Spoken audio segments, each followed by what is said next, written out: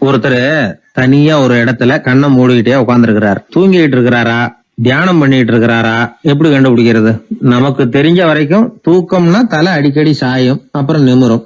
தியானம்னா ஆடாம அசையாம அப்படியே இருக்கும். இதுதான் நமக்கு தெரிஞ்ச வித்தியாசம். ஆனா தூக்கத்துக்கும் தியானத்துக்கும் நிறைய வித்தியாசம் உண்டு. ஒரு முட்டாள் தூங்க போனால் முட்டாளாகவே திரும்பி வருகிறான். அதே முட்டாள் தியானம் பண்ண போனால் அவன் ஞானியாக திரும்பி வருகிறான். இப்படி எல்லாம் பெரியவங்க சொல்லி வச்சிருக்கிறாங்க. அது இருக்கட்டும், ஞானிகளுக்கு நமக்கு என்ன வித்தியாசம்? இப்ப நாம அழகா ஒரு ரோஜா பூவை பாக்குறோம். ஆஹா, எவ்வளவு அழகா இருக்குது அப்படின்னு ஆச்சரியப்படுறோம். ஒரு ஞானி அந்த ரோஜா பூவை பாக்குறார். அவரும் நினைக்கிறார், ஆஹா இது எவ்வளவு அழகா இருக்குது அப்படின்னு. உலக பொருள்களை நாம எப்படி ஐம்புலன்கள் மூலமா உணர்றோமோ அப்படித்தான் அவங்களும் உணர்றாங்க. அதுல ஒண்ணும் வித்தியாசம் இல்ல. அல்வா சாப்பிடுறோம், அது நமக்கு மட்டும்தான் இனிக்கும், ஞானிகளுக்கு எல்லாம் கசக்கும்னு சொல்லுவோம். அப்படி இல்ல, அதுல வித்தியாசம் இல்ல. அப்புறம் ஞானிகளுக்கும் நமக்கு என்னதான் வித்தியாசம்? அந்த வேறுபாடு எந்த கட்டத்துல ஆரம்பமாகுது அதை இப்ப பாப்போம். இப்ப மறுபடியும் அந்த ரோஜா பூ கிட்ட போவோம். ஞானி அதை பாக்குறார். ஆஹா எவ்வளவு அழகா இருக்குன்னு நினைக்கிறார். அதுக்கப்புறம் அதையே நினைக்கிறது இல்ல, வேற வேலையை பார்க்க போடுவார். அல்லது இயற்கையின் ஆற்றலை பத்தி நினைக்க ஆரம்பிச்சிருவார். அவ்வளவுதான். ஆனா நாம அப்படி செய்ய மாட்டோம். நாம என்ன செய்வோம் தெரியுமா? முதல்ல அந்த ரோஜா பூவை பார்ப்போம். ஆஹா எவ்வளவு அழகா இருக்குது இந்த ரோஜா பூன்னு நினைப்போம். அந்த அழகை ரசிப்போம். அப்புறம் இந்த மலர் நம்ம கிட்ட இருந்தா எவ்வளவு அழகா இருக்கும்னு நினைப்போம். அதுக்கப்புறம் அந்த மலர் நமக்கு வேணும்னு நினைப்போம். அதுக்கு அடுத்த கட்டம், அந்த மலர் இல்லைன்னா நம்மால வாழ முடியாதுங்கிற நிலைமைக்கு வந்துருவோம். உடனே அந்த மலர் அடையறதுக்கு முயற்சி பண்ணுவோம். அதுக்கு யாராவது தடையா இருந்தா அவங்க மேல நமக்கு கோபம் வரும். அந்த கோபத்தின் காரணமா நம்ம விவேக புத்தியை இழந்துருவோம். யாருகிட்ட எப்படி நடந்துக்கணுங்கிறத மறந்துடுவோம். அதன் காரணமா ஞாபக மறதி ஏற்படும். அதாவது முன்பு விவேக புத்தி மழுங்கி இருந்ததுன்னா அது இப்ப அடியோட இல்லைங்கிற நிலைமை வந்துடும். அதன் காரணமா நம்ம புத்தியை இழந்துருவோம், கடைசியில அழிவோம். இந்த நிலைமை நமக்கு வந்துடக்கூடாதுன்னா அதுக்கு என்ன செய்யணும்? நமக்கு கெடுதல் செய்யக்கூடிய ஆசைகளை ஆரம்பத்திலேயே கிள்ளி எறிஞ்சிடணும். ஒரு விஷயம் என்ன தெரியுமா? எந்த ஆசைக்குமே முதல்ல வலு கிடையாது. அதை பத்தி நாம நினைக்க நினைக்கதான் அதுக்கு வலு உண்டாகுது. இளம் தளிரா இருந்தது இப்ப பெரிய மரமாயிடுது. ஞானிகள் இந்த அளவுக்கு அதை வளர விடுறது இல்ல. அதுதான் நமக்கும் அவங்களுக்கும் உள்ள வித்தியாசம். ஒரு இளைஞன் கையில ஒரு குச்சியை வச்சுக்கிட்டு நடந்து போயிட்டு இருக்கிறான். இன்னொரு வயசானவர் கையில ஒரு குச்சியை வச்சுக்கிட்டு நடந்து போறார். அது அவருக்கு ஊன்றுகோல். அது இல்லைன்னா அவரால் நடக்க முடியாது. அது தவறி கீழே விழுந்தா அவரும் விழுந்துருவார். ஆனா அந்த இளைஞன் அப்படி இல்லை. அவனுடைய கைத்தடியை யாராவது எடுத்துக்கிட்டு போனா கூட அவன் கவலைப்பட மாட்டான்.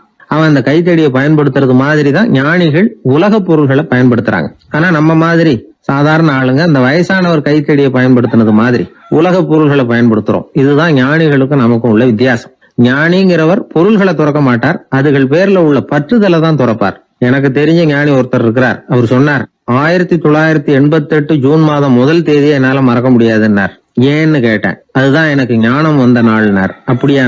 ஆமா, அன்னைக்குதான் எனக்கு கல்யாணம் ஆச்சு, என் மனைவி பேரு ஞானம் அப்படின்னார். அதனால ஞானம் ஒவ்வொருத்தருக்கும் ஒவ்வொரு மாதிரி வரும். அதனால நாம ஞானிகளுடைய வாழ்க்கையை பார்த்து அவர்களை நெருங்க முடியுமான்னு பார்க்கணும். அந்த முயற்சி நமக்கு தேவை. அந்த வகையில நம்ம வாழ்க்கையை அமைத்து கொண்டால் வாழ்க்கையில படிப்படியா முன்னேறலாம், படிப்படியா வாழ்க்கையை அனுபவிக்க முடியும். ஒரு ராஜா இருந்தார். அவருக்கு என்ன பொழுதுபோக்கு தெரியுமா? தன்னை சுத்தி இருக்கிறவங்க கிட்ட ஏடா கூடமா ஏதாவது கேள்வி கேட்க வேண்டியது, அவங்க பதில் சொல்ல தெரியாம முழிக்கிறாங்கல்ல, அதை பார்த்து ரசிக்க வேண்டியது. இப்படி ஒரு சுபாவம் அவருக்கு. ஒரு நாள் அவருடைய மந்திரி ஒருத்தர் அவர்கிட்ட மாட்டினார். அவரை கிட்டத்துல கூப்பிட்டு, அமைச்சரே எனக்கு ஒரு சந்தேகம்னார். என்னன்னார் அமைச்சர். கடவுள் இருக்கிறாரா அப்படின்னு ஒரு கேள்வி கேட்டாராம். ஆமா இருக்கிறார் அப்படின்னாராம் அவரு. அவர் என்ன சர்வ வல்லமை படைச்சவரா அப்படின்னாராம். ஆமா அரசே, அவன் இல்லாம ஒரு அணுவும் அசையாது.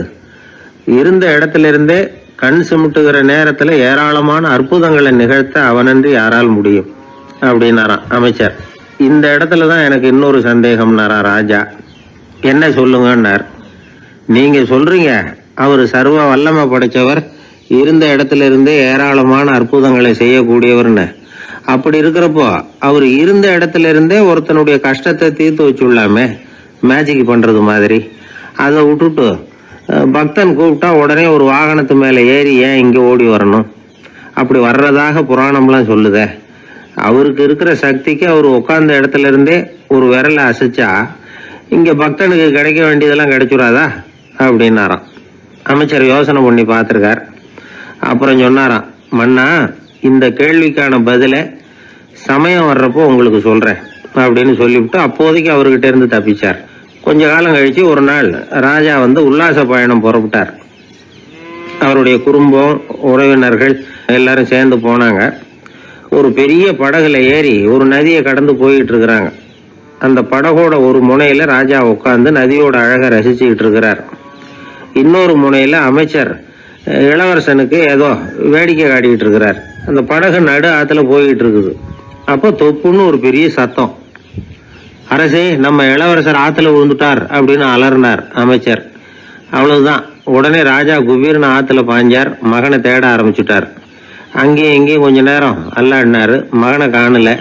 அதுக்கப்புறம் மந்திரியும் ஆத்துல குதிச்சு ராஜா கிட்ட வந்தார். அரசே, இளவரசர் படகுல பத்திரமா தான் இருக்கிறார். தண்ணியில விழுந்தது வெறும் கல்லு தான் அப்படின்னார். 2 பேரும் ஈர உடையோட படகுக்கு சேர்ந்தாங்க. ராஜா மந்திரிய கோபமா பார்த்தார். இது என்ன விளையாட்டுன்னார். அரசே, கொஞ்ச நாளைக்கு முன்னாடி நீங்க கேள்விக்கு பதில் ஒண்ணு கேட்டீங்க. அந்த கேள்விக்கான பதில நீங்க அனுபவ ரீதியா உணரணும்னு ஆசைப்பட்டேன். அதனாலதான் இப்படின்னார். அப்புறம் விளக்கம் கொடுத்தார். அரசே, ஒரு பக்தனுக்கு கஷ்டம்னா இருந்த இடத்துல இருந்து அதை தீர்த்து வைக்கலாமே கடவுள், ஏன் நேர்ல ஓடி வரணும் அப்படின்னு கேட்டீங்க. இப்ப நடந்தது என்ன? இளவரசர் தண்ணியில விழுந்துட்டாருன்னதும் நீங்க ஊன்னு சொல்லி ஒரு விரலை காட்டினா போதும், உடனே தண்ணியில குதிக்கிறதுக்கு ஏராளமான காவலர்கள் இங்க இருக்கிறாங்க. ஆனா நீங்க என்ன செஞ்சீங்க? இளவரசர் விழுந்துட்டாருன்னதும் அவர் எந்த பக்கம் எந்த திசையில விழுந்தாருன்னு கூட கேட்காம உடனே தண்ணியில குதிச்சிங்க. அப்படி உங்களை குதிக்க வச்சது எது? மகன் மேல உள்ள பாசம், அன்பு. அது மாதிரிதான் கடவுளும் ஓடி வர்றார் அப்படின்னார். அதுக்கப்புறம் அந்த ராஜா ஏட கூடமா எதுவும் கேள்வி கேட்கறதே இல்லையா. அந்த பழக்கத்தை விட்டுட்டாராம். அதனால இந்த தகவலை கேட்டு உடனே நீங்களும் கடவுளே கொஞ்சம் இப்படி வந்துட்டு போ அப்படின்னு கூப்பிட்டு அவர் வர்றாரா அப்படின்னு ஆகாயத்தை பார்த்துக்கிட்டு நிக்க கூடாது. இந்த கதையோட கருத்து என்னன்னா, அன்பிற்கும் உண்டோ அடைக்கும் தாழ் அப்படிங்கிறது தான். அன்பு வலிமையானது அப்படிங்கிறத புரிஞ்சுக்கிட்டா போதும். உங்களுக்கு ஒரு கல்யாண பத்திரிக்கை வருது, அதுக்கு நீங்க வாழ்த்து செய்தி அனுப்புறதுக்கும் நேரில் போறதுக்கும் வித்தியாசம் இருக்குது இல்ல. அன்னைக்கு ஒருத்தன் அப்படிதான் வந்தான். கையில ஒரு கல்யாண பத்திரிக்கை வச்சிருந்தான். சார், இந்த கல்யாணம் கல்கத்தாவில் நடக்குது, ரொம்ப தூரம்தான், இருந்தாலும் நான் நேரில் போய் கலந்துக்க போறேன்னா. மாப்பிள்ளை அவ்வளவு நெருக்கமானவரான்னு. இல்ல சார், மாப்பிள்ளையே நான் தான் அப்படிங்கிறான். நம்ம கிட்ட ஒருத்தன் தப்பா நடந்துக்கிட்டானா உடனே நாம என்ன செய்வோம்? கையை ஓங்கிட்டு அவனை அடிக்க போவோம். நாம அவங்கிட்ட அவனை விட ஒருபடி மேலா தப்பா நடந்துக்குவோம். ஆனா பெரியவங்கெல்லாம் அப்படி நடந்துக்கிறது இல்லை. இன்னா செய்தாரை ஒருத்தல் அவர் நாண நன்னயம் செய்து விடல் அப்படின்னு வள்ளுவர் சொல்லியிருக்கார் இல்லையா. அதுக்கு தகுந்த மாதிரி நடந்துக்குவாங்க. பாயசித் விஸ்தாமிங்கிறவர் ஒரு பெரிய ஞானி. அவர் ஒரு நாள் ராத்திரி ரொம்ப நேரம் மசூதியில் இருந்துட்டு வீட்டுக்கு திரும்பி வந்துகிட்டு இருக்கிறார்.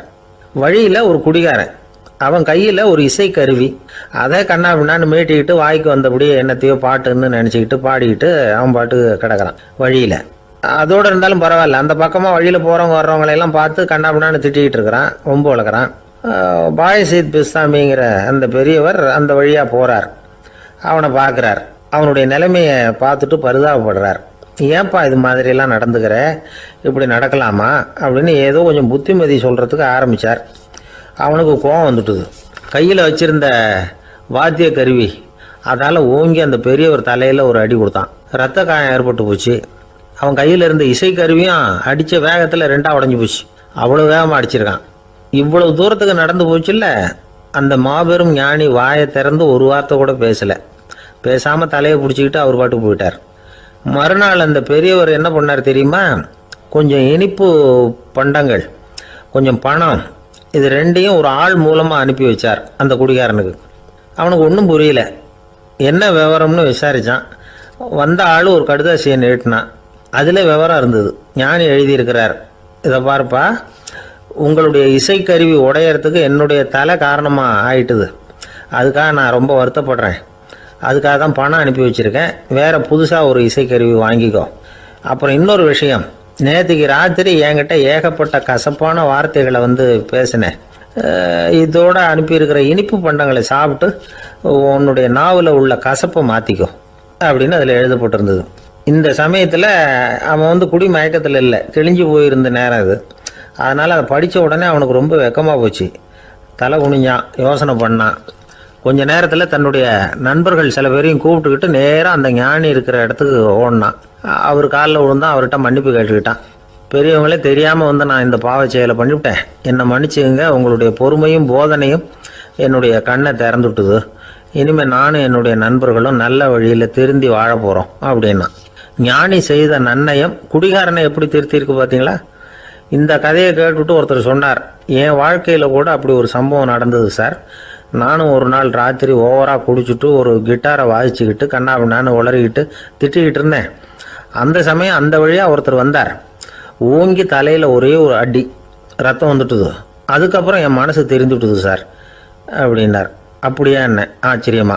ஆமாம் சார், அடி விழுந்தது அவர் தலையில் இல்லை, என் தலையில். வந்தவர் என்ன அப்படி அடிச்சுட்டார். மயக்கம் தெளிஞ்சதுக்கு அப்புறம்தான் எனக்கு விவரம் புரிஞ்சுது. அவர் ஒரு போலீஸ்காரர் அப்படின்னார் ரொம்ப சோகமாக. அந்த ஆள் என்னை கண்ணா பண்ணான்னு திட்டி விட்டான் சார். அதை நினச்சா எனக்கு ரொம்ப வருத்தமாக இருக்குது அப்படின்னு சொல்லி கவலைப்பட்டார் ஒருத்தர். இதில் கவலைப்படுறதுக்கு என்ன இருக்குது அப்படின்னார் ஒரு பெரியவர். அவர் ஒரு மகான். என்ன சார் இப்படி சொல்கிறீங்க, ஒருத்தர் நம்ம பார்த்து திட்டுனா வருத்தமாக இருக்காதா அப்படின்னார். அது எப்படி வருத்தமாக இருக்கும், திட்டுறதுங்கிறது என்ன, அது வெறும் சத்தம் தானே அப்படின்னார் அந்த பெரியவர். நம்ம ஆளுக்கு தலையை பிச்சுக்கலாம் போல இருந்தது. இருக்காது அப்படின்னா நமக்கு அப்படி தானே தோணுது. அந்த பெரியவர் சொல்கிறது ரொம்ப பெரிய விஷயம். அதை நாம் புரிஞ்சிக்க முயற்சி பண்ணலாம்னா நடைமுறை வாழ்க்கைக்கு அது ஒத்து வர்றது மாதிரி தெரிய மாட்டேங்குது. இருந்தாலும் அந்த பெரியவர் அதுக்கு என்னதான் விளக்கம் கொடுக்குறாருன்னு பார்ப்போமே. ஒரு ரயில் போயிட்டுருக்கு, அதில் ஒரு சாது போயிட்டுருக்கார். அந்த ரயில் அவர் ஹரித்வாரம் போயிட்டுருக்கார். அவர் ரயிலில் ஏகப்பட்ட கூட்டம். நம்ம ஊர் ரயில் கேட்க வேணும், டிக்கெட் வாங்கிட்டு கொஞ்சம் பேர், வாங்காத கொஞ்சம் பேர்.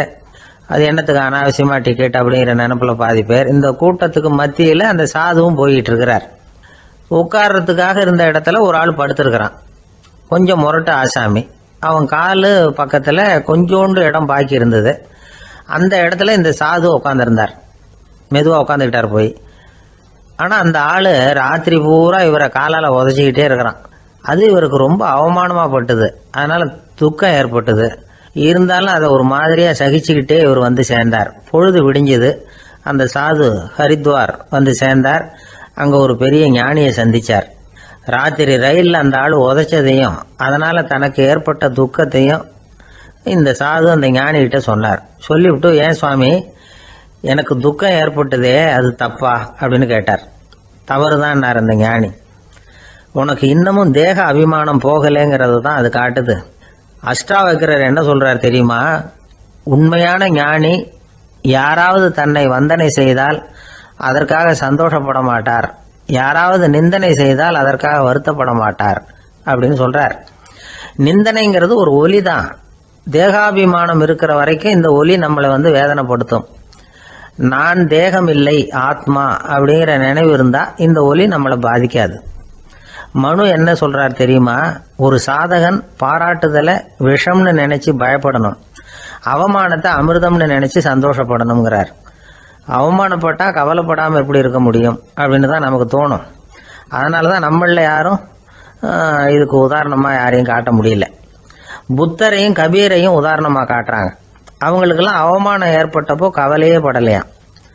புத்தரை அவமானப்படுத்தணுங்கிறதுக்காக கௌசாம்பி ராணி ஒரு இளம் பெண்ணை கொலை பண்ணி சடலத்தை புத்தர் குடிசைக்கு முன்னாடி போட சொன்னார். போட்டாங்க.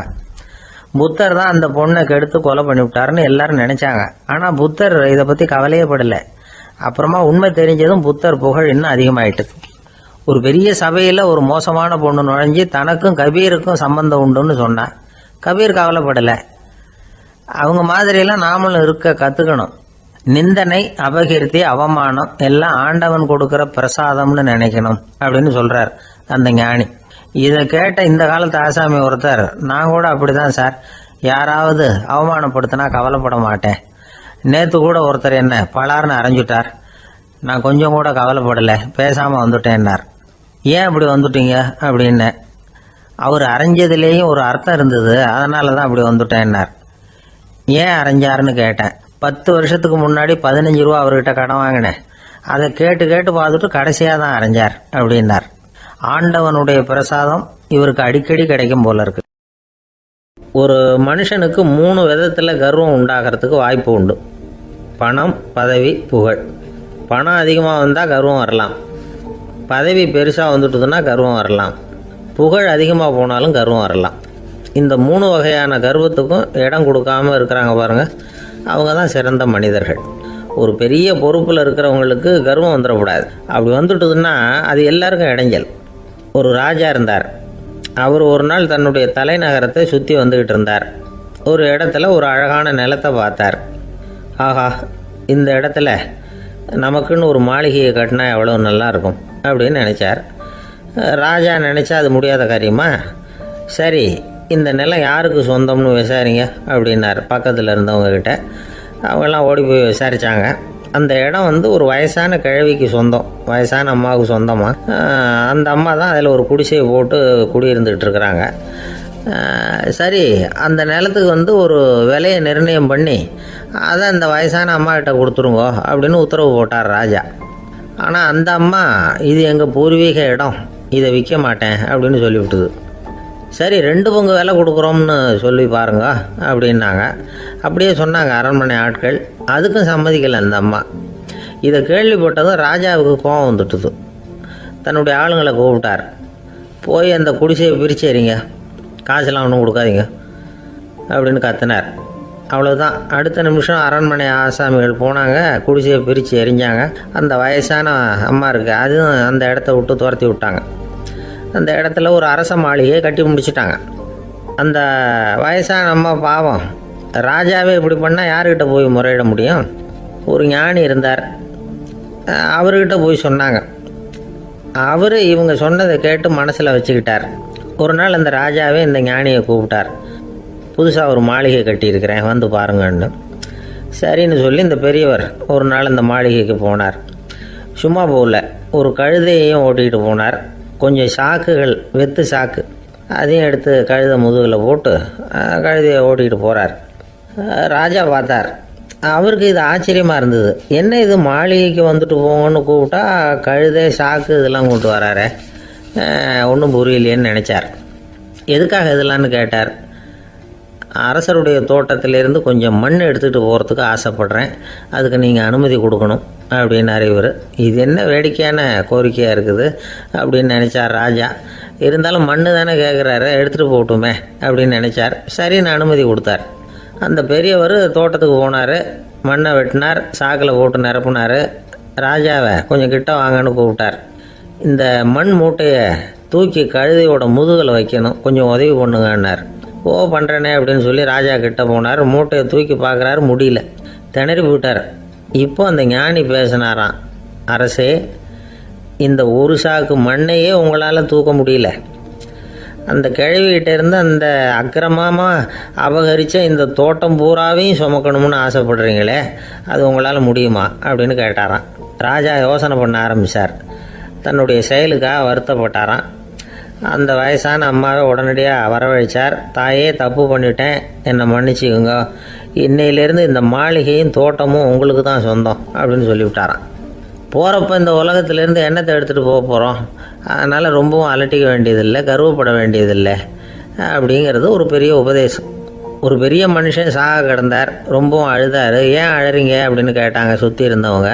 நான் சாகிறதுக்காக கவலைப்படலை, நான் நம்ம ஜனங்களுக்காக எவ்வளவோ காரியம்லாம் செஞ்சுக்கிட்டு வந்தேன்.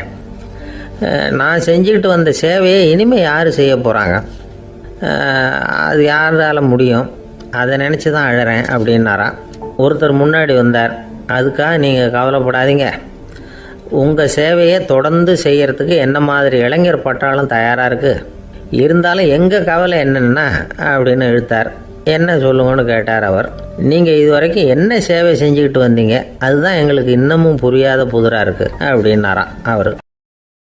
ஒரு நாள் ராமர் அரசவையில் உட்காந்துருக்கிறார். ராமராஜ்யம் நடந்துக்கிட்டு இருந்த நேரம்.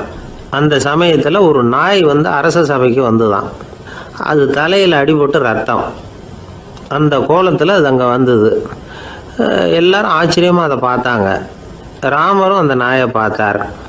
நீங்கள் வந்த காரியம் என்ன, என்ன நடந்தது, எதுவாக இருந்தாலும் பயப்படாமல் சொல்லு அப்படின்னார். உடனே அந்த நாய் மெதுவாக சொல்ல ஆரம்பிச்சுதான். ஐயா, நான் தெருவில் போய்கிட்டு இருந்தேன், வழியில் ஒருத்தர் வந்தார். அவர் வேத சாஸ்திரம்லாம் படித்த பெரியவர். அவர் எந்த காரணமும் இல்லாமல் அவர் கையில் வச்சுருந்த குச்சியால் என் தலையில் அடிச்சுட்டார். அதுதான் தலையில் ரத்தம். இதை நீங்கள் விசாரித்து தகுந்த தீர்ப்பு வழங்கணும் அப்படின்னு தான் அந்த நாய். ராமர் பார்த்தார். உடனே தன்னுடைய காவலர்களை அனுப்புனார். அந்த ஆளை எங்கே இருந்தாலும் போய் கொண்டுகிட்டு வாங்க அப்படின்னு விட்டார். காவலர்கள் போனாங்க. அந்த ஆளை பிடிச்சி கொண்டு வந்துட்டாங்க. அரண்மனைக்கு வா அப்படின்னு சொல்லி கூப்பிட்டுட்டு வந்துட்டாங்க. என்ன நடந்ததுன்னு விசாரித்தார் ராமர். அதுக்கு அந்த ஆள் சொன்னார், நான் வீதி வழியாக வந்துக்கிட்டு இருந்தேன். குறுக்க இந்த நாய் வந்தது. நான் அவசரமாக போய்கிட்டு இருந்தேன். இது எனக்கு வழி விடாமல் குறுக்க பூந்து இடைஞ்சல் பண்ணிச்சு. எனக்கு கோபம் வந்துட்டுது. அதனால் அடிச்சுட்டேன். வேத சாஸ்திரம் படித்த நான் என் வசம் இழந்து கோபப்பட்டது பெரிய தப்பு தான். அதை நான் ஒத்துக்கிறேன். குற்றத்தை ஒப்புக்கொள்கிறேன். எனக்கு என்ன தண்டனை கொடுக்கணுமோ அதை கொடுங்க, ஏற்றுக்கிறேன் அப்படின்னு விட்டார். சரி, இப்போ அந்த ஆளுக்கு தண்டனை கொடுக்கணும். என்ன தண்டனை கொடுக்கறது யோசனை பண்ணார் ராமர். அதையும் அந்த நாய்கிட்டே கேட்டார். நீயே சொல்லு, என்ன தண்டனை கொடுக்கலாம் இவருக்கு அப்படின்னார். இதுக்கு அந்த நாய் என்ன சொல்லிச்சு தெரியுமா? இவரை ஏதாவது ஒரு கோயிலுக்கு தர்மகர்த்தாவாக நியமனம் பண்ணி விடுங்க, அதுதான் இவருக்கு சரியான தண்டனை அப்படின்னுது. இதை கேட்டதும் ராமர் முகத்தில் புன்னகை. ஆனால் அங்கே இருந்த மற்றவங்களுக்கெல்லாம் ஆச்சரியம். அது எப்படி தப்பு செஞ்சவங்களுக்கு தண்டனை கொடுக்கறது தானே நியாயம், அதை விட்டுட்டு தர்மகர்த்தா பதவியை கொடுக்க சொல்லுது இந்த நாய் அப்படிங்கிற ஆச்சரியம். இந்த சந்தேகத்தை அந்த நாய்கிட்டே கேட்டாங்க அங்கே இருந்தவங்க. இதுக்கு அந்த நாய் பதில் சொல்லிச்சான். நான் போன பிறவியில் ஒரு கோயிலுக்கு தர்மகர்த்தாவாக இருந்தேன். எவ்வளவோ கவனமாக எச்சரிக்கையாக தான் என்னுடைய கடமைகளை எல்லாம் செஞ்சுக்கிட்டு வந்தேன். அப்படி இருந்தாலும் சில சமயங்களில் என்னையும் மீறி கோயில் செல்வத்தை நான் அனுபவிக்கிறதுக்கு காரணமாயிட்டேன். ஒரு கோவிலுக்கு தர்மகர்த்தாவாக இருக்கிறவங்க எப்படியும் இந்த பாவத்திலேருந்து தப்பிக்கிறது கஷ்டம். அதனால தான் நான் இந்த பிறவியில் நாயாக பிறந்து இப்படி கஷ்டப்படுறேன். இதே நிலைமை இந்த ஆளுக்கும் ஏற்படணும் அப்படிங்கிறதுக்காக தான் அவரையும் ஒரு கோயிலுக்கு தர்மகர்த்தாவை நியமிக்கும்படி கேட்டுக்கிட்டேன் அப்படின்னு தான் இந்த நாய். இதிலேருந்து என்ன தெரியுது? எந்த பதவியில் நாம் இருந்தாலும் நமக்கு தெரியாமல் கூட அதை தவறாக உபயோகப்படுத்தக்கூடாதுங்கிறத இதிலேருந்து புரிஞ்சுக்கணும். இல்லைன்னா அடுத்த பிறவியில் நாயாக பிறந்து எங்கேயாவது போய் வாழை ஆட்டிட்டு நிற்க வேண்டியது தான். கோவில் வாசலில் 2 நாய் பேசிக்கிட்டு இருந்துதான். போன ஜென்மத்தில் நான் மனுஷனாக தான் இருந்தேன். ஒரு கோவில் பூசாரி பேச்சை கேட்டுவிட்டு அவரோட கூட்டு சேர்ந்துக்கிட்டு ஆண்டவன் போட்டிருந்த நகையெல்லாம் அபகரித்து என்கிட்ட கொடுத்தாரு அவர். நான் எடுத்துகிட்டு வந்துட்டேன். திருடினது அந்த ஆள் தான், எடுத்துக்கிட்டு வந்தது தான் நான். இருந்தாலும் நான் மட்டும் நாயாக பிறந்துட்டேன். இப்போ மட்டும் அந்த பூசாரி என்கிட்ட மாட்டினா கடித்து குதறி விடுவேன் அப்படின்னு தான். அவசரப்பட்டு அப்படி செஞ்சுடாதே. பதிலுக்கு அவரும் உன்னை திருப்பி கடித்தாலும் கடிச்சிருவார். ஏன்னா அவரும் இப்போ ஒரு நாயாக தான் பிறந்திருக்கிறார் அப்படின்னு தான் இன்னொன்று. அது எப்படி உனக்கு தெரியும்னு தான் இது. நான் தானே அது அப்படின்னு தான் அந்த நாய். அந்த ஆளுக்கு பேச தெரியாது, அவர்கிட்ட கொஞ்சம் எச்சரிக்கையாக நடந்துக்கோ அப்படின்னு சொல்கிறது உண்டு. அப்படின்னா என்ன அர்த்தம்? அவர் இன்னமும் குழந்தையாகவே இருக்கிறாரு, இன்னும் பேச்சு வரலன்னு அர்த்தம்? அப்படி இல்லை, அவருக்கு நாகரிகமாக பேச தெரியலன்னு அர்த்தம். பேசுறதுங்கிறது மனுஷனால் மட்டுமே முடியக்கூடிய ஒரு காரியம். அப்படி இருந்தும் அதோட பெருமையை அவன் இன்னமும் சரியாக புரிஞ்சிக்கலைன்னு தான் சொல்லணும். அதனால தான் அவன் அளவுக்கு அதிகமாக வார்த்தைகளை கொட்டி விடுறான். அதுக்கப்புறம் அதையெல்லாம் திருப்பி அள்ள முடியாமல் கிடந்து கஷ்டப்படுறான். கொட்டின வார்த்தையை அள்ள முடியுமா? ஒருத்தரை இன்னைக்கு பார்த்து முட்டாள்னு திட்டி விடுறீங்க, நாளைக்கு மறுபடியும் அவர்கிட்ட போய் நேற்றுக்கு உன்னை முட்டாள்னு சொல்லிவிட்டேன், அந்த வார்த்தையை திருப்பி கொடு, வாங்கிட்டு போயிடுறேன் அப்படின்னு நான் சொல்ல முடியும்? அவன் கோபக்காரனாக இருந்தால் நேற்றுக்கே அதை வேறு விதமாக உங்களுக்கு திருப்பி கொடுத்துருப்பான். உலகத்தில் எவ்வளவோ ஜீவராசிகள் இருக்குது, அதுக்கெல்லாம் வாய் இருக்குது. அந்த வாயெல்லாம் எதுக்கு உபயோகம்? சாப்பிட்றதுக்காக. ஆனால் நமக்கு இருக்கிற வாய் சாப்பிட்றதுக்காக மட்டும் இல்லை, பேசுகிறதுக்காகவும் தான். பேச முடியலன்னா வாய் இருந்தால் கூட அது வாயில்லா ஜீவன் தான். ஒரு பையனை பார்த்து அது வாய் உள்ள புள்ள பொழைச்சிக்கும் அப்படின்னா மற்ற பையன்களுக்கெல்லாம் முகத்தில் வாயே இல்லைன்னு அர்த்தம்? அப்படி இல்லை, அந்த பையன் கொஞ்சம் கெட்டிக்காரத்தனமாக பேசுவான்னு அர்த்தம். அதனால் எப்படி பேசணும் அப்படிங்கிறத நாம் முக்கியமாக தெரிஞ்சுக்கணும். இதுக்கு 8 விதமான குறிப்புகளை நம்ம பெரியவங்க சொல்லியிருக்கிறாங்க. பேச்சுக்கு 8 அங்கங்கள் உண்டு அப்படின்னு அவங்க சொல்கிறாங்க. அதெல்லாம் என்னென்ன அப்படின்னா, உண்மை, நன்மை, அன்பு, நிதானம், இனிமை, ஆழம், சமயமறிதல், சபையறிதல். இந்த 8 தன்மையும் பேச்சில் இருக்கணுமா. இதையே கொஞ்சம் விவரமாக சில பேர் போர்டில் எழுதி வச்சுருப்பாங்க. அதாவது எழுத்துலையாவது அதெல்லாம் இருக்கட்டுமே அப்படின்னு நினச்சி நீங்கள் கூட சில இடங்களில் இதை பார்த்துருக்கலாம். அதாவது உண்மையே பேசுக, நன்மையே பேசுக, அன்பாக பேசுக, நிதானமாக பேசுக, இனிமையாக பேசுக, ஆழமுடையதாக பேசுக, சமயமறிந்து பேசுக, சபையறிந்து பேசுக, இப்படி எழுதி வச்சுருப்பாங்க. இந்த 8 அம்சமும் சரியாக பொருந்தி இருந்தால் தான் அது பேச்சு. மற்றதெல்லாம் பேச்சாகிடாது. பேச்சு ஒரு சிறந்த கலை. எல்லாத்தையும் விட பேசாமல் இருந்தும் பழகணும், அது ரொம்ப முக்கியம். உண்மையே பேசணும். சத்தியத்துக்கு மதிப்பு கொடுக்குறவங்கள தான் சரித்திரம் மதிக்கும். உண்மை பேசினா மட்டும் போதாது, அந்த உண்மையில் நன்மை கலந்துருக்கணும். கொலைகாரனுக்கு பயந்துக்கிட்டு ஒருத்தன் உங்கள் வீட்டுக்குள்ளே ஒளிஞ்சிருக்கிறான். அந்த முரட்டை ஆசாமி கையில் அறிவாளோடு வந்து அவங்க வந்தானான்னு உங்ககிட்ட கேட்குறான்னு வச்சுங்க. உண்மை தான் உயர்வு தரும் அப்படின்னு நினச்சிக்கிட்டு, ஆமாம் உள்ளே தான் இருக்கிறான், அடுப்பங்கரையில் குதிருக்கு பின்னாடி உட்காந்துருக்கிறான், போய் பிடிச்சிட்டு போங்க அப்படின்னு சொல்லுவீங்க. அது நன்மை இல்லாத உண்மை. அதனால் பிரயோஜனம் கிடையாது. அதே மாதிரி உங்கள் பேச்சில் அன்பு இருக்கணும், நிதானம் இருக்கணும், இனிமை இருக்கணும், சிந்தித்து பேசணும், சமயம் அறிந்து பேசுகிறதும் முக்கியம். அதை பற்றி நமக்கு வேறு யாரும் சொல்லிக் கொடுக்க வேண்டியதில்லை. எந்த நேரத்தில் யாருக்கிட்ட எப்படி பேசினா காரியம் நடக்கும் அப்படிங்கிறது நமக்கு நல்லா தெரியும். அது கைவந்த கலை. அவையறிந்து பேசுகிற திறமை பேச்சாளர்களுக்கு ரொம்ப அவசியம். அது இல்லைன்னா நிலைமை பரிதாபமாயிடும். ஒரு பேச்சாளர் ரொம்ப மும்முரமாக பேசிக்கிட்டே இருந்தாராம். ரொம்ப நேரம் நிறுத்தவே இல்லை, பேசிக்கிட்டே இருக்கிறார். சபையில் இருந்தவங்கலாம் ஒவ்வொருத்தராக எழுந்திரிச்சு போய்கிட்டே இருக்கிறாங்க. கடைசியில் 2 பேர் தான் அக்கறையாக பேசுகிறவரை கவனிச்சிட்டு உட்காந்துருந்தாங்களாம். மேடையில் பேசிக்கிட்டு இருந்தவர் அவங்கள பார்த்து சொன்னாராம், எனக்கு கூட்டம் முக்கியம் இல்லை, எவ்வளவு பேர் என் பேச்சை கேட்குறாங்க அப்படிங்கிறது முக்கியம் இல்லை. நீங்கள் 2 பேராவது ஊக்கமாக என்னை கவனிச்சிக்கிட்டு உட்காந்துருக்குறீங்க, அது போதும். உங்களுக்காகவே நான் பேசிக்கிட்டு இருக்கிறேன் அப்படின்னார். இதை கேட்டதும் உட்காந்துருந்த 2 பேரில் ஒருத்தர் எழுந்திருச்சு, அப்படி இல்லைங்க, நாங்கள் 2 பேரும் நீங்கள் பேசி முடித்த உடனே தொடர்ந்து பேச வேண்டிய ஆளுங்க, அதுக்காக தான் காத்துக்கிட்டு இருக்கிறோம், சீக்கிரம் முடிங்க அப்படின்னாங்களாம். ஒரு நண்பர் அவசரமாக என்கிட்ட ஓடி வந்தார். அப்புறம் சொன்னார், என்னால் நம்பவே முடியல சார், என் பையனா இப்படி அப்படின்னு சொல்லி ஆச்சரியப்பட்டார். உங்கள் பையன் அப்படி என்ன தான் செஞ்சுட்டான் அப்படின்னு கேட்டேன். என்னால் முடியாத ஒரு காரியத்தை அவன் செஞ்சுட்டான் சார் அப்படின்னார். அது என்னன்னு தான் சொல்லுங்களேன். என்ன 5வது வகுப்பில் அவன் ஒரே தடவையில் தேறிட்டான் சார், அதாவது ஒரே அட்டம்ப்டில் பாஸ் ஆகிருக்கான் அப்படின்னார் மூச்சு வாங்க. கஷ்டப்பட்டு பரீட்சை எழுதுனது அவன், இவருக்கு ஏன் மூச்சு வாங்குது? நம்மால் செய்ய முடியாத ஒரு காரியத்தை இன்னொருத்தர் செய்யும் பொழுது அது நமக்கு ஆச்சரியமாக இருக்குது. சர்க்கஸ் பார்க்குறோம், ஒருத்தர் அந்த இடத்துல தொங்குறார், அது நமக்கு ஆச்சரியம். ஏன்னா அது நம்மால் முடியாத காரியம். நம்மால் முடியாத ஒன்றை அடுத்தவர் எளிதாக செய்யும் பொழுது நாம் மருள்வது இயற்கை. இதை தான் தொல்காப்பியம் மருட்கை அப்படின்னு சொல்லுது. இந்த வியப்பு இருக்குதே, இது 4 வகையில் ஏற்படுறதாக தொல்காப்பியம் சொல்லுது. அது என்ன 4 வகை? முதல் வகை எப்படின்னா, புதுமையான அரிய செயல்களை செய்கிறது. 2வது வகை என்னென்னா பெரும் செயல்களை செய்கிறது. 3வது வகை என்னென்னா மிக நுட்பமான செயல்களை செய்கிறது. 4வது வகை என்னென்னா ஆக்கம் தரும் செயல்களை செய்கிறது. புதுமை, பெருமை, சிறுமை, ஆக்கமோடு மதினம் சாலா மருட்கை 4 அப்படிங்கிறது தொல்காப்பியம். இன்றைக்கி விஞ்ஞானம் புதுசு புதுசாக எதையோ கண்டுபிடிக்குது.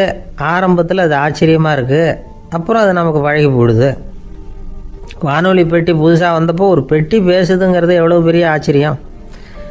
இப்போ யாரும் அதை ஆச்சரியமாக பார்க்குறதில்ல. மதினம் சாலா மருட்கை அப்படின்னு ஒரு சொற்றொடர் வருது பாருங்கள், அதில் கருத்தாழம் உண்டு. எதை பற்றியும் போதுமான அளவு புரிந்து கொள்ளாத போது ஒருத்தர் ஆச்சரியப்படுறார். புரிந்து கொண்ட பிறகு ஆச்சரியம் மறைஞ்சு போயிடுது.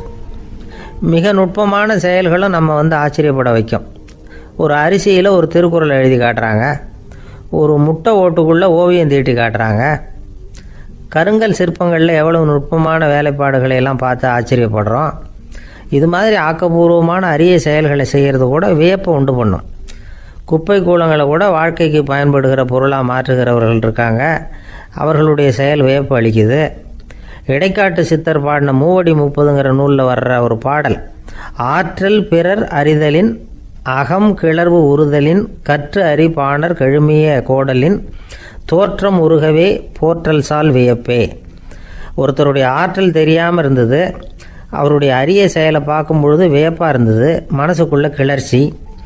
பாவலர்கள் இவர்களுடைய புகழை பாடி மற்றவர்களும் தெரிந்து கொள்ளுமாறு செய்கிறார்கள் அப்படிங்கிறது தான் ஒரு யதார்த்தமான உண்மை. ஆக எல்லா வகையிலும் மக்கள் தங்களுடைய வாழ்க்கையில் முன்னேறுவதற்கான வழிகாட்டுகிற ஒரு மெய்ப்பாடு தான் வியப்புங்கிறது. இந்த காலத்தில் நம்ம எப்படியெல்லாம் ஆச்சரியப்பட வைக்கிறாங்க. ஒரு ஆளை பிடிச்சி ஜெயிலில் கொண்டு வந்தாங்க. ஜெயில் அதிகாரி அவனை ரொம்ப ஆச்சரியமாக பார்த்தாரான்.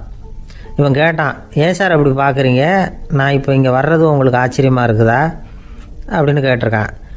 இதுக்கு ஜெயில் அதிகாரி சொல்லியிருக்கார், நீ இப்போ இங்கே வந்ததில் எனக்கு ஒன்றும் ஆச்சரியம் இல்லைப்பா, ஏற்கனவே நீ இங்கேருந்து விடுதலையாகி போய் 6 மாதம் ஆச்சு, இவ்வளவு லேட்டாக வர்றியே அதுதான் எனக்கு ஆச்சரியமாக இருக்குது அப்படின்னாராம். ஆஃபீஸை முடிஞ்சு வீட்டுக்கு போகிற சமயத்தில் ஒருத்தர் கடைக்கு போய் ஸ்வீட் வாங்கினார். சரி, வீட்டுக்கு பிள்ளைங்களுக்கு தான் வாங்கிட்டு போகிறார் அப்படின்னு மற்றவங்க நினச்சாங்க. அவர் அப்படி செய்யல. அந்த இடத்துலையே பொட்டலத்தை பிரித்தார். திருட மாதிரி அப்படியே சுற்றி ஒரு தரம் பார்த்துக்கிட்டார்.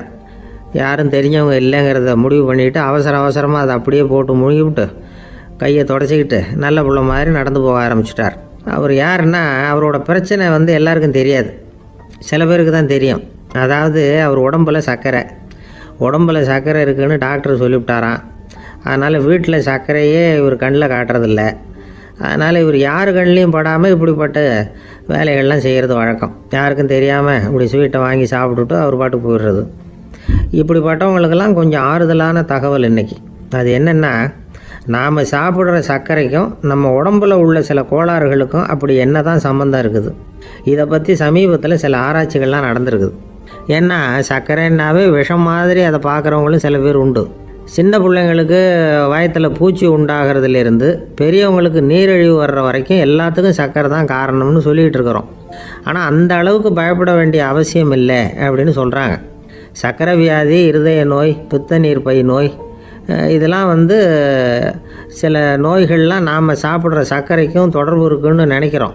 ஆனால் அப்படி சம்பந்தம் உண்டுங்கிறதுக்கு போதுமான அளவுக்கு ஆதாரம் இல்லை அப்படிங்கிறாங்க ஆராய்ச்சியாளர்கள்.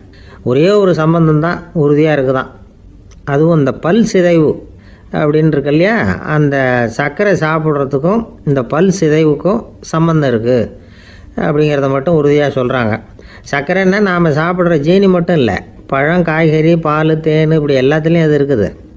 கேரட்டு கொடுக்குற சத்தில் 88% சர்க்கரை, ஆப்பிள் கொடுக்குற சக்தியில் 95% சர்க்கரை. இது ஜீனி சர்க்கரை, இது ஆப்பிள் சர்க்கரை அப்படிங்கிற வித்தியாசம்லாம் உடம்புக்கு கிடையாது. ரெண்டுமே உடனடியாக சக்தி கொடுக்குது. ஒரு ஸ்பூன் சர்க்கரையில் 16 கலோரி தான் சத்து இருக்குது. அதிகமாக சர்க்கரை சாப்பிட்டா நீரிழிவு வந்துருங்கிறது தப்பான ஒரு அபிப்பிராயம். டயபெட்டிஸுங்கிறது ஒரு மெட்டபாலிக் டிசார்டர், அவ்வளவுதான். அதாவது நாம் சாப்பிட்ற சர்க்கரையை நம்ம உடம்பு திறமையாக உபயோகப்படுத்திக்க முடியல அப்படின்னு அர்த்தம். அதனால தான் அதிகமாக இனிப்பு வேணாம்னு சொல்கிறோம். ஏற்கனவே உடம்பால் முடியாத ஒன்றை மறுபடியும் அது தலையில் சுமத்தி அதிகமாக வேலை வாங்க வேணாமே அப்படிங்கிறதுக்காக தான். ஆகாரத்தில் அதிகமாக சர்க்கரை இருந்தால் அதனால் உடனே சர்க்கரை வியாதி வந்துடும்ங்கிறதுக்கு விஞ்ஞான ரீதியாக போதுமான ஆதாரம் இல்லை. அதனால் எப்போவாவது அதிகமாக ஸ்வீட்டு சாப்பிட்டுட்டா, ஐயோ அதிகமாக சாப்பிட்டோமோ, என்ன பண்ண போகுது தெரியலையே அப்படின்னு நினச்சி மனசை போட்டு குழப்பிக்க வேண்டியதில்லை. பொதுவாக எதுவுமே அதிகமாக வேண்டாம், எல்லாம் சீராக இருந்தால் போதும். நீரிழிவுங்கிறது புதுசாக வந்துட்ட ஒரு நோய் இல்லை, ரொம்ப காலமாகவே இருக்கிற ஒன்று தான். நம்ம முன்னோர்கள் இதை மதுமேகம் அப்படின்னு சொல்லுவாங்க. அதை கட்டுப்படுத்துறதுக்கு அவங்களே சில வழிமுறையை சொல்லி வச்சுருக்கிறாங்க. அது என்னென்னா வேறு ஒன்றும் இல்லை, இந்த பாவக்காய், முள்ளங்கி, அருகம்புல், அவ்வளவுதான். வெள்ளை முள்ளங்கி இருக்குல்ல, அதை வாரத்துக்கு 3 நாள் சாப்பிட்டுக்கிட்டு வாங்க. நூலுக்கோல் ரொம்ப நல்லது. இல்லைன்னா முள்ளங்கி சாறு 1 ounce சாப்பிட்டுட்டு வரலாம். ரத்தத்தில் சேர்கிற சர்க்கரை அளவு இதெல்லாம் கட்டுப்படுத்துது. சிறுநீரில் காணப்படுகிற சர்க்கரை அளவையும் சமநிலைப்படுத்துது. தினமும் ஆகாரத்தில் கோதுமை, கேழ்வரகு, வெந்தயம், கருவேப்பிலை, சோயாபீன்ஸ் எது கிடைக்குதோ சேர்த்துக்கலாம். இப்படிலாம் செஞ்சுக்கிட்டு வந்தால் அப்புறம் வீட்டுக்கு தெரியாமல் கடையில் போய் நின்றுக்கிட்டு ஸ்வீட் வாங்கி திருட்டுத்தனமாக சாப்பிட வேண்டிய அவசியமே உங்களுக்கு வராது. 2 ஆசாமிகள் கடற்கரையில் உட்காந்து சாவகாசமாக பேசிக்கிட்டு இருந்தாங்களாம். ஒருத்தர் சொன்னார், இன்னொருத்தருக்கு தெரியாமல் ஸ்வீட்டு சாப்பிட்றதே எப்பவும் இடைஞ்சல் தான் சார். நேற்றுக்கு பாருங்கள், அப்படி தான் சாப்பிட்டுக்கிட்டு இருந்தேன், வீட்டுக்காரி கண்ணில் போட்டுவிட்டுது, அதுக்கப்புறம் ஒரே ரகலையாக போச்சு அப்படின்னாராம். எனக்கு கூட அப்படி தான் சார் ஆகிட்டுது, ஒரே ரகலை அப்படின்னாராம் இன்னொருத்தர். நீங்கள் சாப்பிட்டதும் உங்கள் வீட்டுக்காரங்க கண்ணில் போட்டுவிட்டுதா சார் அப்படின்னு கேட்டிருக்காரு இவர். அதுக்கு அவர் சொன்னாராம், அப்படி இல்லை சார், கடைக்காரர் கண்ணில் போட்டுவிட்டுதோ, நான் அவருக்கு தெரியாமல் அந்த ஸ்வீட்டை அவர் கடையிலேருந்து எடுத்திருந்தேன் அப்படின்னு விளக்கம் கொடுத்தாராம் இந்த ஆள். அம்மாக்காரங்களுக்கு அடிக்கடி ஏற்படுற கவலை ஒன்று உண்டு. அதாவது குழந்தை சரியாக சாப்பிட மாட்டேங்குதே அப்படிங்கிற கவலை. இவங்கெல்லாம் ஒரு விஷயத்தை நல்லா புரிஞ்சுக்கணும். குழந்தைகள்ங்கிறவங்க பெரியவங்க மாதிரி இல்லை. அவங்க கடிகாரத்தில் மணியை பார்த்துட்டு சாப்பிட்றதுக்கு உட்கார்ற ரகம் கிடையாது. பசிச்சா சாப்பிடுவாங்க, இல்லைன்னா விளையாடுவாங்க அல்லது தூங்குவாங்க. அது புரியாம அவங்கள கட்டாயப்படுத்தி அல்லது மிரட்டி சாப்பிட வைக்கிறது ரொம்ப தப்பு. ஒரு 8 மாச குழந்தைக்கு 3 மணி நேரத்துக்கு ஒரு தடவை பசிக்கும். அந்த நேரம் பார்த்து சாப்பாடு கொடுத்தா அடம் பண்ணாம அது பாட்டுக்கு சாப்பிட்றோம். அதே குழந்தைக்கு 1 வயசு ஆகிறப்போ 4 மணி நேரத்துக்கு ஒரு தடவை பசிக்கும். இந்த வயசுல இயற்கையாவே பசி குறைஞ்சிருக்கும். அது புரியாம என் குழந்தை முன்னாடி மாதிரி இப்ப சரியா சாப்பிட மாட்டேங்கிறான் அப்படின்னு சில பேர் டாக்டர் கிட்ட போய் சொல்லிக்கிட்டு இருப்பாங்க. இன்னொரு விஷயம், ஒரு குழந்தைக்கு வயசு அதிகமாகிற வேகத்துக்கு உடம்பு எடையும் அதிகமாகிக்கிட்டே போவாது.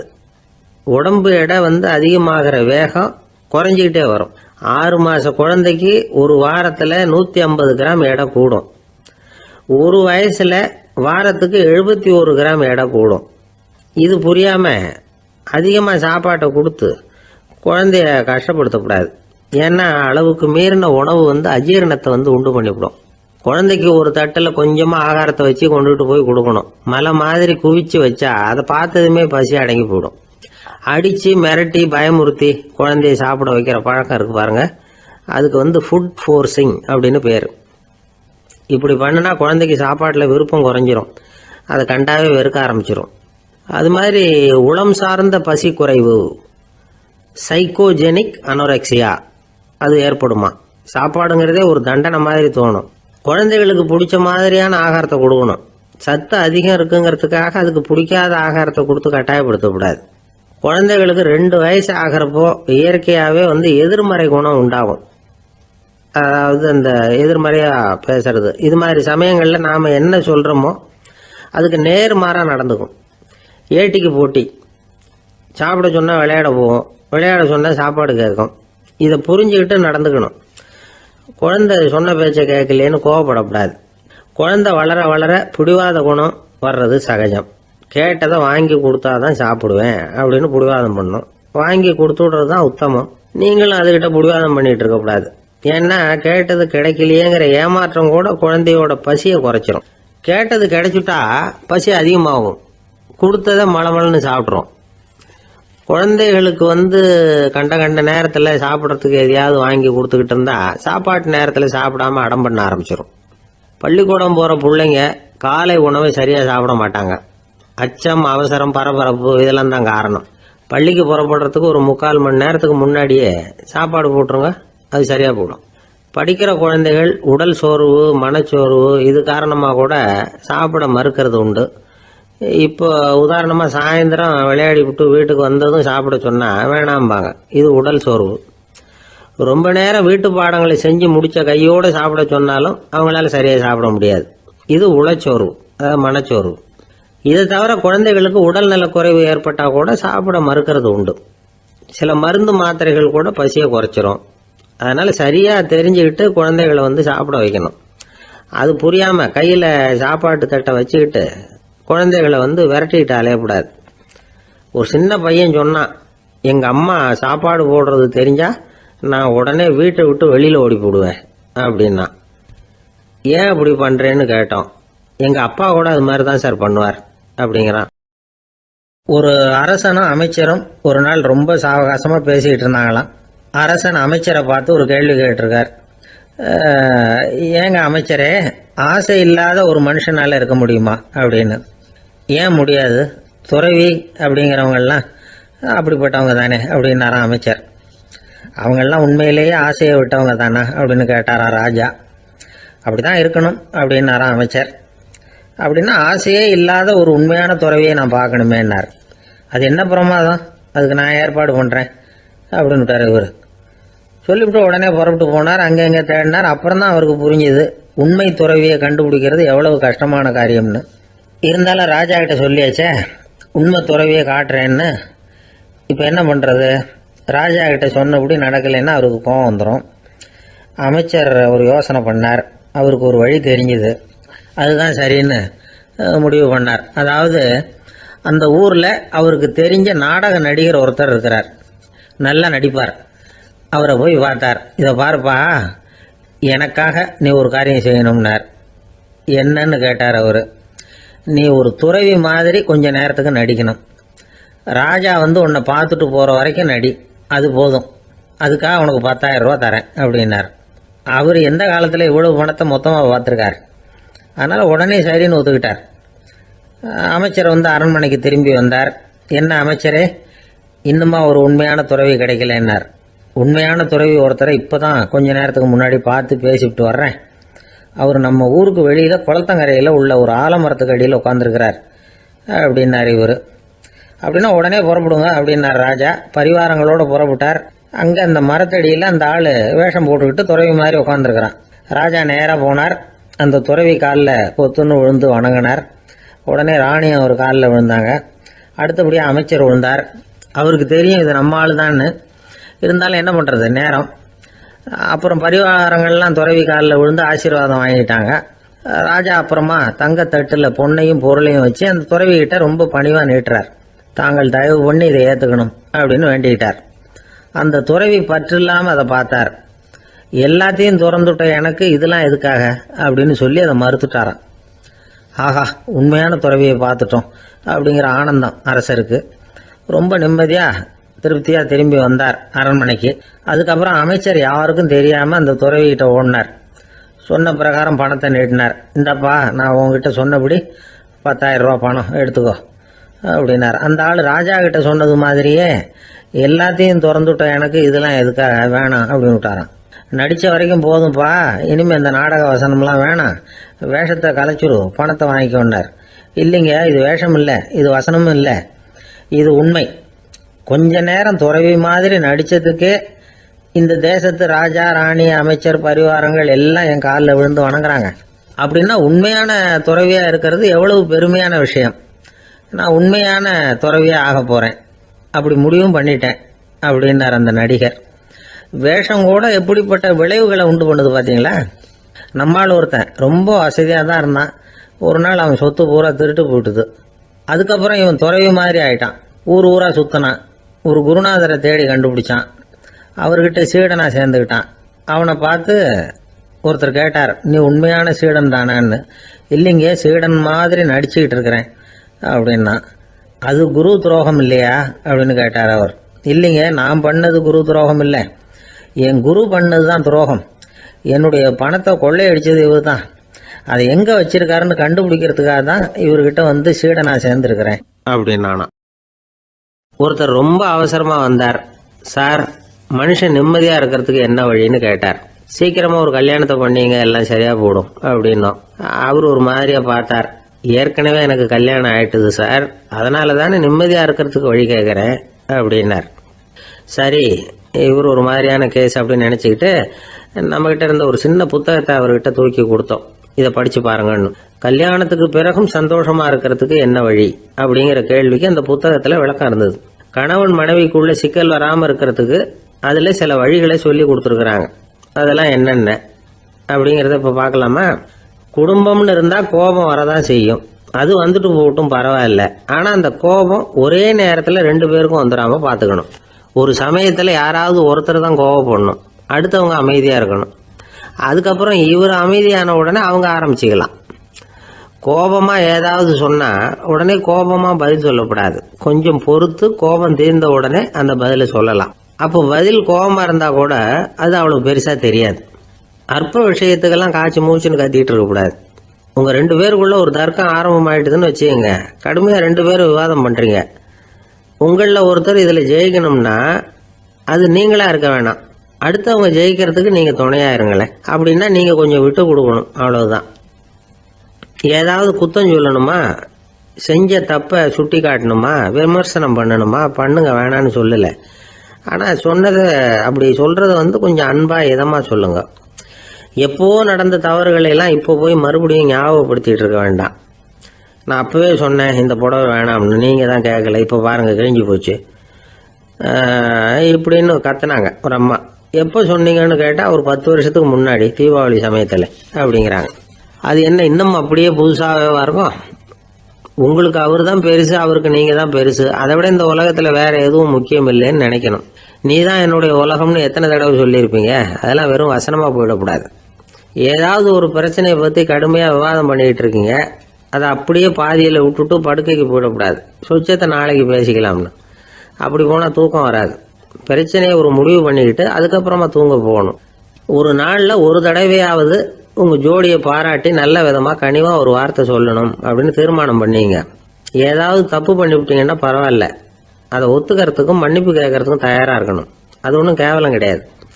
வீட்டுக்குள்ளே தானே கேட்க போகிறீங்க, வெளியில் யாருக்கு தெரிய போகுதோ. எப்படியோ உங்களுக்குள்ள ஒரு சமரசம் ஆனால் சார் தான். ஒரு தகராறுன்னு எடுத்துக்கிட்டா குறைஞ்சபட்சம் அதுக்கு 2 பேர் தேவை. தனியாகவே உட்காந்துக்கிட்டு நான் இப்போ தகராறு பண்ணிகிட்டு இருக்கிறேன் அப்படின்னு யாரும் சொல்ல முடியாது. 2 பேர் தகராறு பண்ணுறாங்கன்னா பொதுவாக அந்த 2 பேரில் யார் அதிகமாக பேசுகிறாங்களோ அவங்க பேரில் தான் தப்பு இருக்கும். அதை மனசில் வச்சுக்கணும். இதெல்லாம் தான் அந்த புத்தகத்தில் போட்டிருக்கிற வழிமுறைகள்.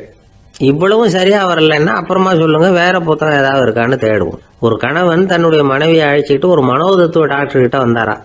டாக்டர், எங்களுக்கு கல்யாணம் ஆகி 30 வருஷ காலமாக நாங்கள் ஒரு விஷயத்தில் கூட ஒத்து போனதில்லை அப்படின்னு ஆரம்பித்தார். உடனே அந்த அம்மா குறுக்கிட்டு, அது 30 வருஷம் இல்லை 32 வருஷம் அப்படின்னாங்களாம்.